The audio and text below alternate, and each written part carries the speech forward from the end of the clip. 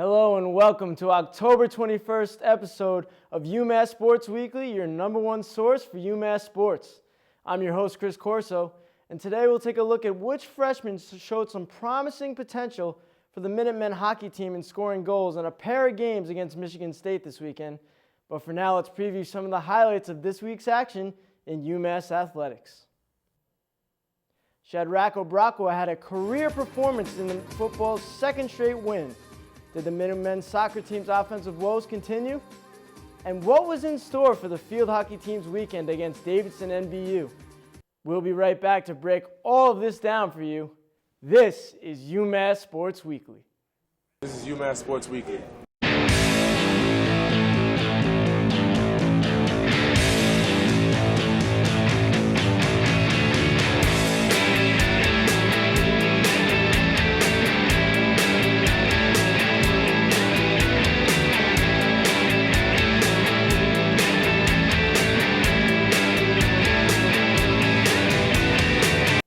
Welcome back. On Saturday at Gillette Stadium, the Minutemen rushed for a season-high 225 yards.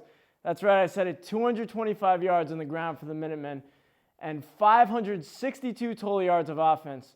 This production resulted in a 36-14 victory over Eastern Michigan. Our own UMass Sports Weekly crew has the story from Foxborough. Down to Foxborough from the friendly confines of Ypsilanti for a conference game against the Minutemen. UMass took the opening kickoff and drove down the field almost too quickly as Blake Fronapple's pass squeaks just out of the reach of Rodney Mills. Not to worry though, as Shadrach Obrakwa broke right through Eastern Michigan's defense for an effortless 18-yard touchdown run. Later on in the quarter, it's Obrakwa again with yet another touchdown run, picking up the passing game as it was shut down by the secondary of Eastern Michigan. Later on, Blake Fronapple launches it down the field to his favorite target, Tajay Sharp. The two connect, but he's just short of the end zone. One play later, Lorenzo Woodley joined in the fun as he too gets a short touchdown run. UMass was able to quickly run off with this one, never losing the lead despite not recording a touchdown pass for the first time all season, as they took this one easily, 36-14 over Eastern Michigan. Is this as big a game for the defense as anybody else? Oh yeah, without a doubt. We stepped up. Everyone stepped to the plate. The D-line came to play. The D-backs came to play. Linebackers came to play. And when we all played together, great things could happen. Is this something that kind of gives you maybe a foundation or a springboard toward what you guys can be going forward? Yeah, it started last week. We built off that this week, and we just hope to keep getting better and build. Welcome back.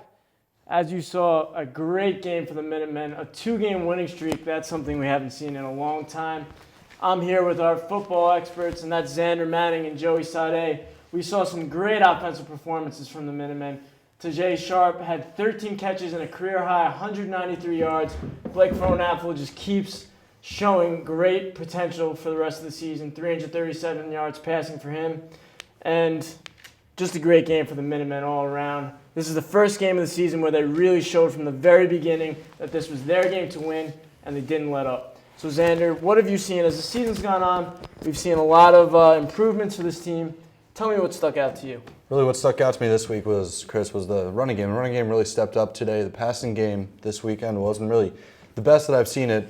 Fronapple didn't even throw for a touchdown pass this weekend, but it almost seemed like it didn't even matter with the two running backs running for over 100 yards and really trying to pick up the passing game when it's lacked. And that was really what stuck out to me. Joey, tell me what stuck out for you. Obviously the offense was one thing. The rushing game, tell me a little bit about that, or maybe go to the passing game. Fronapple, as we said, is up in the nation overall in passing yards. Tell me a little bit about this offensive attack. Mm-hmm. Well, first of all, Chris, I think heading into the game, it was one of those games that we talked about last week. They had a chance of beating this team, Eastern Michigan. It wasn't a very good team, and they did. It was all a matter of how were they going to react to their first win of the season 2 weeks ago against Kent State, and they came out firing. And a lot of people thought they would because we haven't seen a winning streak since 2011. So that was encouraging. And like you said, like Xander mentioned before, he had 337 yards, didn't throw for a touchdown. He actually threw an interception. But the rushing attack, you had, like you mentioned, Shadrach had 135 yards and 4 touchdowns. This comes a week after Lorenzo Woodley 2 weeks ago, had 160 yards. So clearly their rushing attack is picking up. And defensively, again, they followed their best defensive game of the year against Kent State with their best defensive game of the year now against Eastern Michigan. That's 2 solid defensive games in a row. Again, they weren't playing highly offensive teams. They weren't playing teams that you thought they were going to put up points. But just the fact that they were able to, renew what they did 2 weeks ago was encouraging. Now, there was a big drive for the Minutemen that you pointed out, Xander, and that's when Lorenzo Woodley fumbled the ball. But you said that this drive was a great drive for them and one of their best drives of the season. Tell me a little bit about this drive and how it ended in such a bad way. Well, this was a great drive, Chris. It was a great drive driving down the field to run out the clock with the last 10 minutes of the game. But really, what really blew the drive at the end was Lorenzo Woodley fumbling the ball when they were within the red zone at around the 15 of the 10-yard line. I really thought they had a shot at a touchdown, but he fumbled the ball. Although it was late in the game, so it didn't really matter too much. But it was a really good drive, balancing the air attack and the running game. So it really showed that the offensive line has stepped up a lot this season to create that to happen. So obviously we saw much improvement, not only just on that drive, but in the entire game. Joey, tell me what really stuck out to you improvement-wise as this team has won their second straight game. How about the fact that they're finally learning how to win? Yeah, That's right. It's great. These are 2 games now against Kent State and Eastern Michigan that maybe earlier in the season they would have blown. Like they lost to Colorado earlier in the season, although it was a better Colorado's better one of the better conference. teams, better conferences they're playing in. But these are obviously encouraging to see a winning streak. Like I mentioned, the first winning streak since 2011, the first winning streak since they moved to the FBS, and obviously Mark Whipple showing improvements. And how about you can just look at some individual performances? These guys have been stepping up individually. You saw Shadrach, he had 4 touchdowns, 135 yards. Like I mentioned before, 2 weeks ago was Lorenzo Woodley on the ground, 160 yards. That's big for the running game because early in the season they struggled mightily. I'll always go back to that Penn State game where they had 3 total rushing yards in the entire game. So obviously 225 rushing yards, like you mentioned, the most of the season is encouraging. And just the fact that they're learning how to win. Obviously they started off 0-6, not the way that we wanted them to. They're 2-6 now. They have a tough team in Toledo that we're going to talk about soon. But just the fact that, they're picking up after each win. We weren't sure how they're going to head into this game after such a high. They were so, their confidence was all-time high the last 2 weeks ago. We didn't know how they're going to head into this game. They played well, and we'll just see next week what happens. Well, this is the first winning streak that I've seen in a long time, especially the first winning streak that we've had since we moved up to D1. So now we go against a team in Toledo, Ohio. We're heading on the road after being at home at Gillette. The viewers don't know much about this team in Toledo, so Xander, why don't you tell them a little bit about this matchup? First of all, Toledo's basically impossible to beat at home. That place is electric during games. They almost beat Missouri there. Missouri was one time ranked number 24 in the country. So I'd say good luck to the Minutemen beating them there. But I feel like if they keep up what they did this week with their running attack, the offensive line stepping up, and Front Apple just throws the way he normally does, that they have a shot at least coming close to a win, if not actually pulling off a win and a bit of an upset this weekend. Joey, what do you think the chances are? Well, you're playing a team that's undefeated in the MAC competition right now. They average 34 points a game, and they average 500 yards of offense a game. That's going to be tough. It's going to be a huge, challenge for the UMass defense. They've stepped up the last 2 games. We'll see what they can do. Well, not just that, but also they have a great balanced attack too. Toledo can pass the ball, they can rush the ball, and they can basically do everything. Defensively too, they're also a very good team. All right, well, thank you, guys. We'll ride this 2-game winning streak, and we're looking forward to a little competition this weekend as we have a great game against Toledo. But now we're going to head into talking about UMass hockey as we saw some promise this weekend against Michigan State.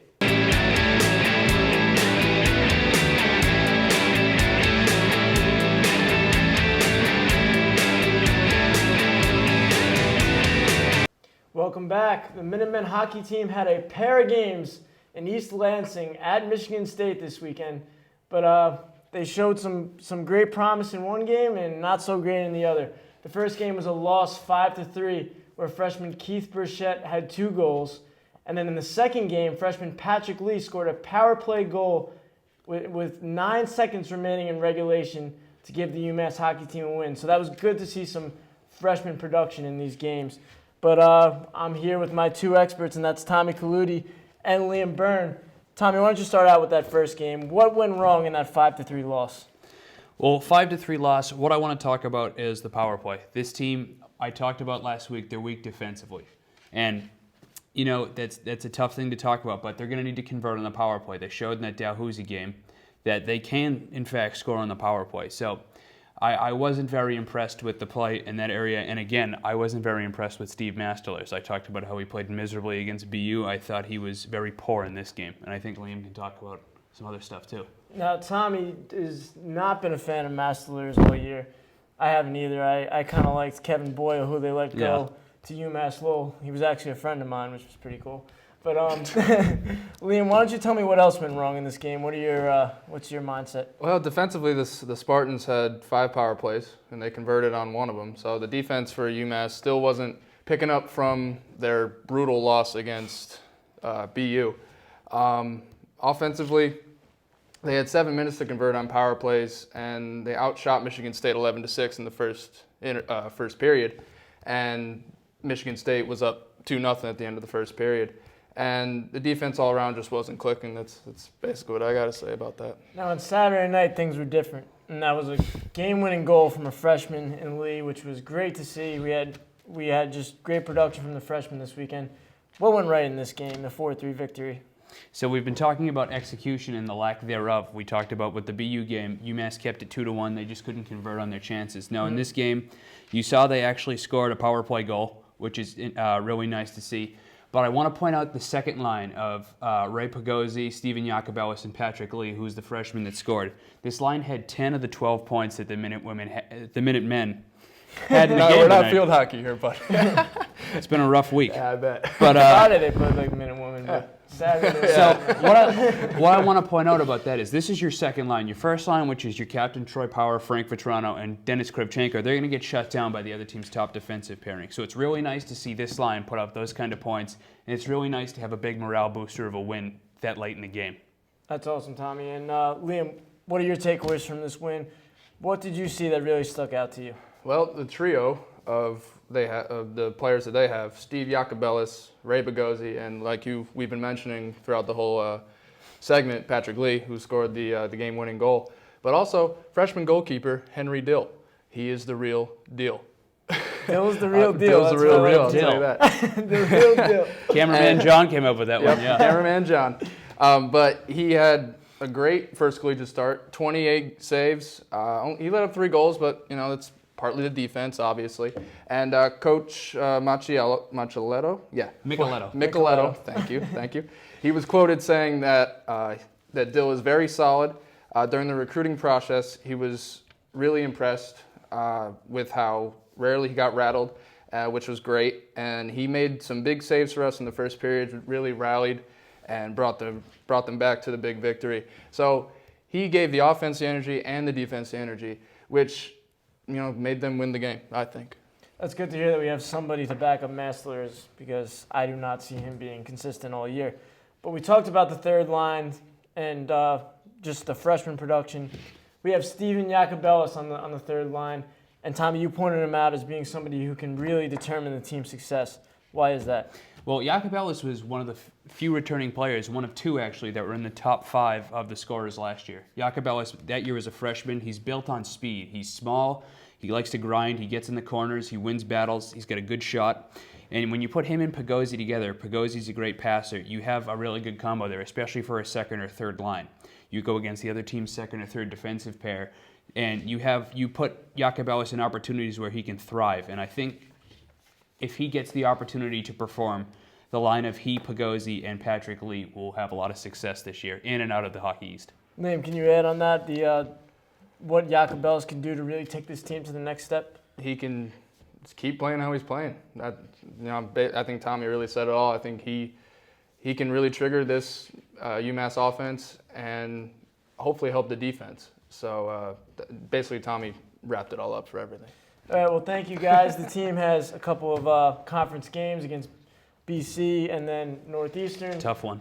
So those are going to be 2 tough games for At sure. Chestnut Hill. Those are Brutal. 2 games on the road. You got those fans over there in Boston College and Northeastern who are Psycho. Little out of their Massachusetts minds. rivalry right there. But thank you, Northeastern's guys. overrated. Thank you, guys. We'll be back in a little bit, and we'll be talking not hockey, but field hockey.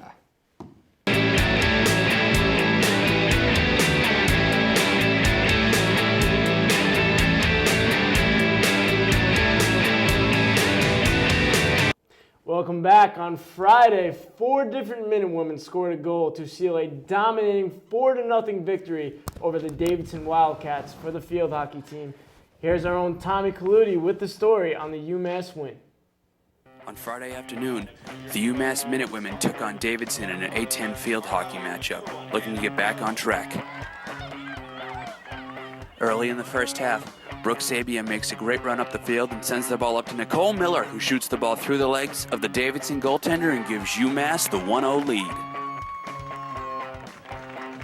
Later in the first half, off of a penalty corner, there's a scrum in front of the Davidson goalie, and Melanie Krusch cleans up the garbage in front of the net to give UMass the 2-0 lead.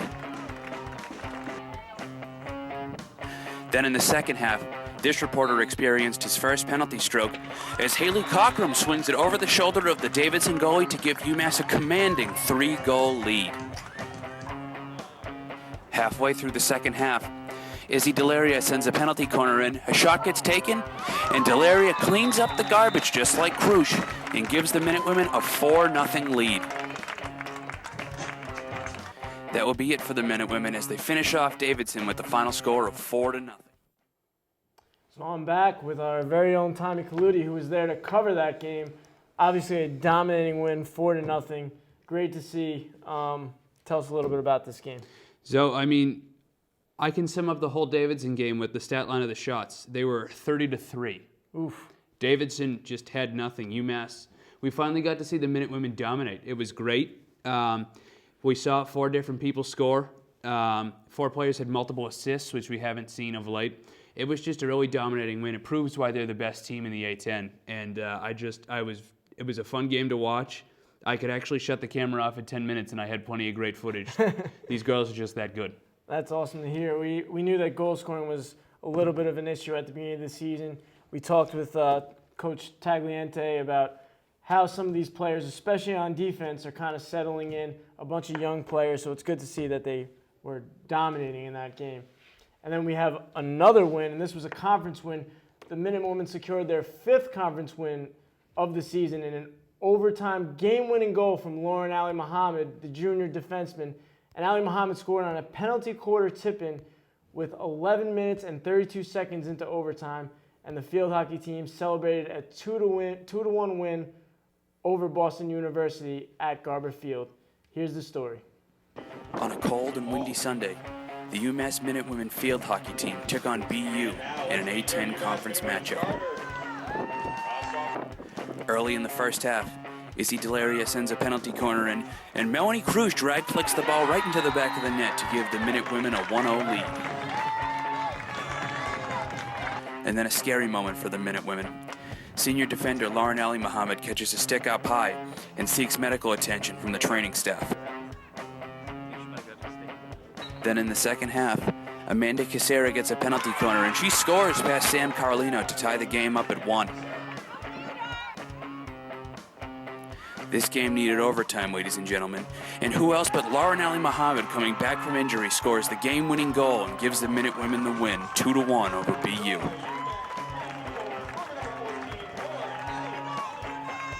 After the game, I caught up with Lauren Ali Muhammad right before she went in to get stitches. Yes, I believe you guys are back up to 500 now. What's it like getting these 2 wins and getting back to where you guys were? It means a lot to us. We've been working really hard, and I think we've been playing really well, and we just haven't quite been there at the end, and we haven't won games. But to win this game, and even in overtime, it meant a lot to just everyone's morale and everyone's confidence. And we've been playing really well, and I think we had a really good game today as well. And to just win it was just the icing on the cake. So a great win for the Minutewomen and a great weekend overall. Obviously an overtime goal from Lauren Ali Muhammad. Tell me a little bit about this game and just how it came down to that very ending, that very last goal. Contrary to Davidson, this game was very intense. A lot of screaming from the fans. Yes, I did say fans. The girls were getting pretty brutal out there. It got kind of tough. The game was physical. Both teams clearly didn't like each other. BU outshot them 14-11 and outcornered them, but again, UMass controlled the pace of the game. I didn't know much about field hockey coming in, but even I knew those refs were terrible in that game. It was a brutal game. It was a cold day, but it was a good game for the Minutewomen. They played really great. Their offense really started to work. And, I think their defense, which has been an issue, finally came together. And when Lauren Ali Muhammad got hurt, they kind of came together and just became one in a sense. So Lauren Ali Muhammad, we saw the footage, we saw the goal. just a great sign for the Minutewoman that she puts that last goal in and gives them the win. She means a lot to this team. She's the leading defender. She's a senior. She's not a junior. I apologize for that before. The senior defender is kind of the head of that defense, and she means a lot to them. Tell us a little bit about her. Well, Lauren Ali Muhammad is huge for this team. She is their backbone. She is one of the captains, and you saw BU's goal occurred when Lauren Ali Muhammad was out of the game. It was a bit concerning when she did get hurt, but you saw her come back in at the end of the second half towards overtime, and I think that reassured the rest of the team. You can see she's very, very honest with the ball. She knows what she's doing. She makes good decisions. She's not afraid to get into the dirty areas, block shots. She's really good controlling the ball. She knows where to pass it, when to pass it, and she's clutch, as you'll see in this goal. She's just a really great player to watch and a really great teammate and someone the younger girls can look up to. Well, I may have to compare her to Willis Reed as a Knicks fan, coming back in that finals game after the injury. And but how do you honestly root for the Knicks? Maybe I'll give you a little Pierce reference if that works, because he did that for the Celtics in that winning season. But it's great to see her, that she's healthy. She came back. She showed some production for the team. Production at a great time, in fact, and gave the team their 8th win of the season. So that was great to see. But thank you, Tommy, for your work. You did a great job covering those games. And we'll be right back to show you the highlights in men's soccer. Hopefully they showed a little better progress this weekend. We'll be right back.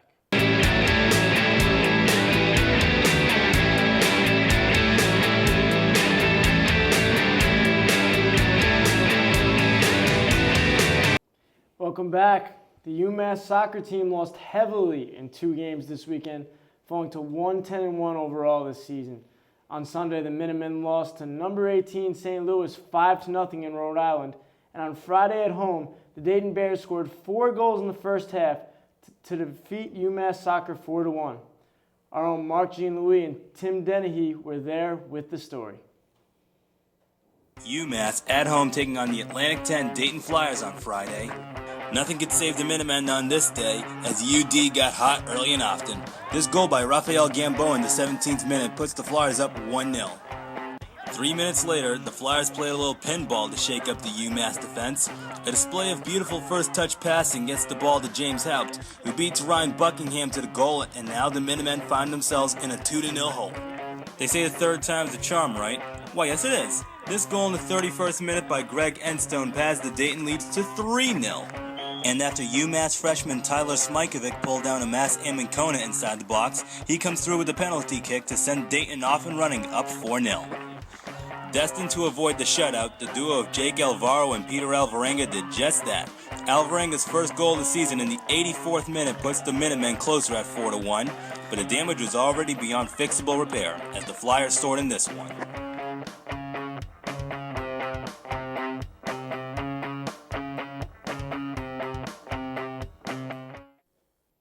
So we saw Dayton supporting those awesome jerseys, but 4 goals in the first half. Not a great game for the Minutemen at home in front of their home crowd. What do you have to say about this game? What went wrong for the Minutemen? To be honest, the effort wasn't there. After the game, the coach had to say, I was disappointed with our overall intensity and effort right from the onset. We were not our normal selves today, and I'll take the blame for not getting the guys ready for what is a very good opportunity for us in the conference. Now, something good about that quote is that he's at the helm and he takes responsibility for the loss, regardless of whether it was his fault or not. I mean, the guys they just didn't show up to play. I mean, going down 4-0 in the first half, you leave yourself absolutely no chance to even pull out anything positive in this game. I mean, the only positive thing that they could have done, which they did do, was rotate in some of the younger guys. And I think that that's really what they can do for the rest of the season. That's what they have to salvage, is to just rotate in some of these younger guys. Well, we saw the highlights. We saw the footage of that game in Amherst. Then on Sunday, UMass goes over to St. Louis, number 18 in the nation, and they lose the game again, 5-0, maybe even more embarrassing than the first game. Did you see any correlation between these 2 games? Absolutely. I mean, it was 4-1 on Friday, and then they have to go play 2 games later in St. Louis. I mean, having to take that flight is so underrated, and, I mean, the guys are probably jet-lagged. I mean, they only have 2 days of rest, and they're playing number 18 in the nation. I mean, losing 5-0, they could have lost this game 10-0, you know what I mean? But yeah, it just, they were outshot 21-7, which is 3 times. It is 3 times more shots that St. Louis had over UMass. That is ridiculous. Buckingham let up 3. Taylor Culp came in after half. The second half, he let up 2. There was really no positives out of either of these games. I mean, really all they can do here is move forward and try to improve on next season, maybe. I don't know, but hopefully they'll try to salvage something for the rest of this season. But if they did anything like they did this weekend for the rest of the season, it's going to be a long rest of the year, a long 5-game away streak right now. Now, Tim, you say move forward, and this team definitely is going to have a tough time moving forward. 1-10 on the season, 1-10-1, excuse me, but 10 losses on the season has been not a great start for this team. They haven't been able to put the ball in the net. Can this team do anything to salvage their season? Play the young guys. That's really all I can think of at this point. I mean, there's really not much else that they could do just besides maybe preparing for next season, maybe start some building blocks. Hopefully Matt Keys and some of the seniors will guide along, and because they still have the A10s. The rest of their season is still A10, so if they can be competitive in the A10s and teach the young guys and bring them up next year, maybe we'll be 10-1 instead of 1-10. So we're looking for a little improvement when it comes to the team going forward, just to kind of guide the young guys along and get ready for next season. The A10 competition will hopefully bring out some improvement in this team. But now we're going to go back and we're going to talk about women's soccer, and we'll see if this team's got a little more promise going forward. So we'll be right back.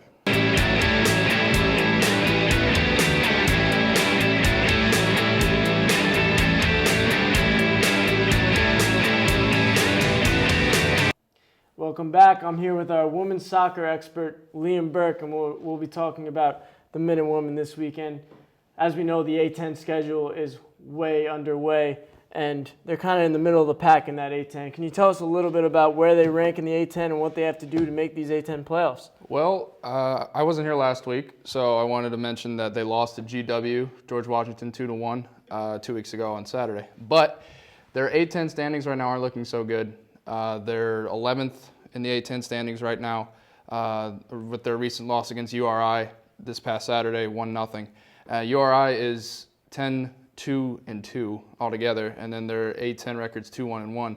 And the time's running out for the Minute Women. They have 4 A10 games left, 2 which are this weekend at home, and they just really need to find a way to win out, Chris. It's basically that simple if they want to be in any competition in the rest of the season. Now, the Minute Women lost that game 1-0 against URI, but you had some things that stood out to you in this game. Tell me a little bit about a player or something that stood out when it comes to the team. Well, I always have people who stand out, Chris. And that is Cassidy Babin. She made her 6th straight start. And, of course, the results weren't what she wanted or what the team wanted, but she's in top 10 in saves, save percentage, and saves per game in the A10. She's really stepped up while her team has been struggling. And the only way I think the Minute Women can win these last 4 matches is if she's in goal. And if the defense helps her out, because she's been really consistent. And the other goalie, her shoulder has been messed up. And I think Cassidy Babin is the real deal for the Minute Women and can hopefully give them some spark in these last 4 A10 matchups that they have, Chris. Now, you said this team needs a lot of success going forward to make the playoffs. That starts this weekend in 2 A10 matchups this coming up. Tell us a little bit about these 2 matchups and what can the Minute fans expect? Well, what they can expect, hopefully 2 wins. I'm confident in them. And hopefully the Minute Women fans can be confident in them too. Their first matchup is against St. Bonaventure. And they are 6-8-1. And their conference record is 1-3, and they're 1 below the Minute Women. They're coming off a loss, and they're not good at home, or not good on the road. And they've only scored 1 goal in A10 play, which is terrible, I think at least. But expect Jackie Bruno to contribute because she's been quiet recently, and trust me, if you watch my past segments, that's the only name I've been saying for a while. So, and then the next match against Dusquin, I believe. I can't really pronounce the name. Duquesne. Thank you, Chris. They have it on Sunday, and hopefully the Minute Women should have no problem in this one, like St. Bonaventure. They got to win. They really just got to win. They're tough as an old pair of boots, and And if no one's sailing this ship with the Minute Women, I am, because I'm confident in them, and I really, really would like to see them win out and hopefully make it to A-10 play and continue in the playoffs and hopefully win a couple games in the playoffs. So I hope they go 2-0 this weekend, Chris, and I have confidence in them. Well, thank you, Liam. You obviously see something in Cassidy Babin, Megan Burke, and this team, and Jackie Bruno being one of the leading goal scorers. So hopefully it can all come together for this team, and they can make a little push for those A-10 playoffs, because that would be great to see. But that'll do it for us here at UMass Sports Weekly. Thanks for watching us right here on Channel 19 for another edition. This Saturday at 2 p.m., the football team looks to build on their 2-game winning streak in Toledo, Ohio. The Minutemen hockey team has a pair of conference games on the road against Northeastern and BC on Friday and Saturday, respectively. Make sure you follow our Facebook and Twitter pages throughout all the games for updates. Also, Joey Sade and I will have a special player feature with our field hockey team's goaltender, Sam Carlino. We'll have all that coverage next week right here on Tuesday night at 7. I'm your host, Chris Corso. Have a great week, UMass.